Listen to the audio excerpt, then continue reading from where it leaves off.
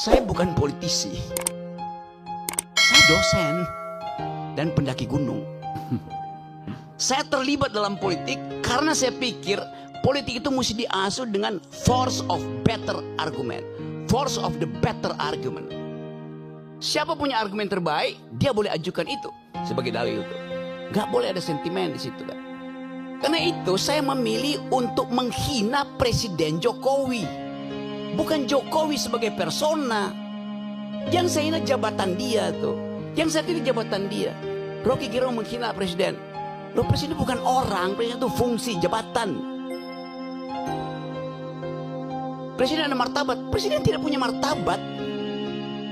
Presiden itu disebut bermartabat ketika dia menjalankan fungsi sebagai raja.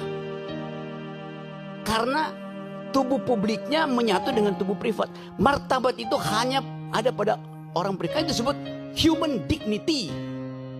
Dignitasnya pada manusia. Itu satu frasa. Human dignity. Saya menghargai manusianya, bukan jabatannya. Itu yang mesti jelas di kita tuh. Jadi kalau saya kasih kritik betul-betul metodologis. Apakah saya benci pada Presiden Jokowi? Enggak.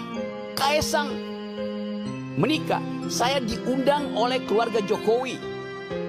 Nggak ada problem. Gibran datang ke rumah saya, Om Rocky saya mau belajar, duduk di situ loh gua kalau mau belajar tuh. Kasih saya kritik Om Rocky, dengar saya kritik. Siapa yang saya kritik? Bobi Nasution saya kritik. Sebagai apa Om? Sebagai gubernur. Anda belum saya kritik karena belum jadi wali kota, belum jadi wakil presiden. Pada waktu itu dia adalah wali kota. Saya kritik yuk. Nggak ada urusan saya dengan. Saya berbaik-baik dengan Pak Jokowi sebagai manusia, dengan Pak Prabowo, dengan Pak SBY segala macam tuh. Zaman SBY saya paling keras kritik beliau tuh. Sekarang tiap minggu saya diskusi tentang politik global dengan SBY, nggak ada soal. Jadi saya mau pisahkan antara mental seorang yang mampu untuk memisahkan pengetahuan dia tentang kebijakan dan penghormatan dia kepada persona. Itu dasarnya. Jadi sekali lagi saya tetap akan kasih kritik. Apapun itu hak saya. Dan tidak mungkin saya dipidana kalau saya caci maki Jokowi atau saya muji Jokowi. Pasal itu nggak ada lagi. Tidak ada pasal penghinaan presiden. Udah hilang. Siapa yang hilangin? Saya berjuang dari zaman 98 di LBH untuk hilangkan pasal itu. Jadi kalau tanya kenapa Anda caci maki? Pasal itu nggak ada. Kenapa dia? Saya yang kita di LBH Buyung Nasution. Saya penasihat ahli Buyung Nasution dalam soal-soal untuk membereskan demokrasi kita. Jadi dari 98 saya tahu akal pikiran tentang perubahan konstitusi itu.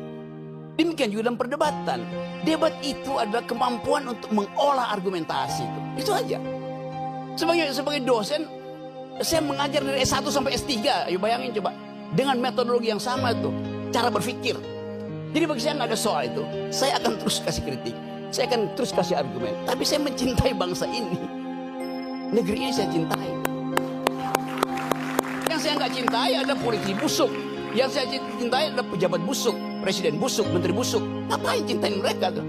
Mereka umurnya 5 tahun. Bangsa ini umurnya sepanjang hidup. Itu poinnya.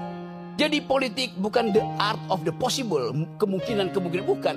Politik adalah the art of attacking the impossible. Yang impossible itu justru kita lenyapkan. Dan balik pada tema hari ini.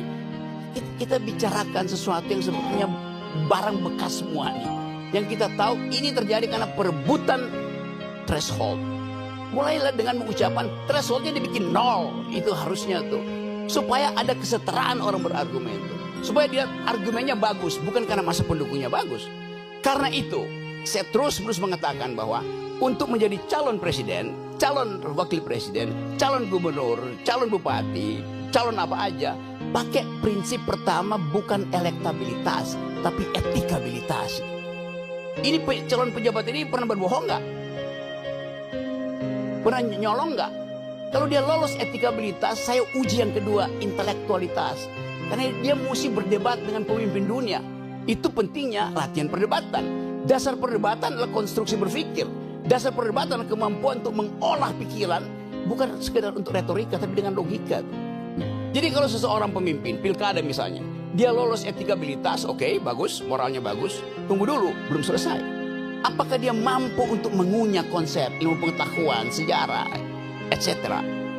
Jadi loloskan dia secara etikabilitas, loloskan dia secara intelektualitas, baru dia kita izinkan diuji elektabilitasnya. Begitu logikanya tuh. Bukan elektabilitasnya diuji duluan. Elektabilitasnya bisa disogok ke lembaga-lembaga survei kok. Nah, saya ingin didik bangsa ini sebagai seorang yang memilih profesi dosen, guru, supaya jujur dalam berargumentasi. Assalamualaikum warahmatullahi wabarakatuh. Waalaikumsalam warahmatullahi wabarakatuh. Oke, luar biasa.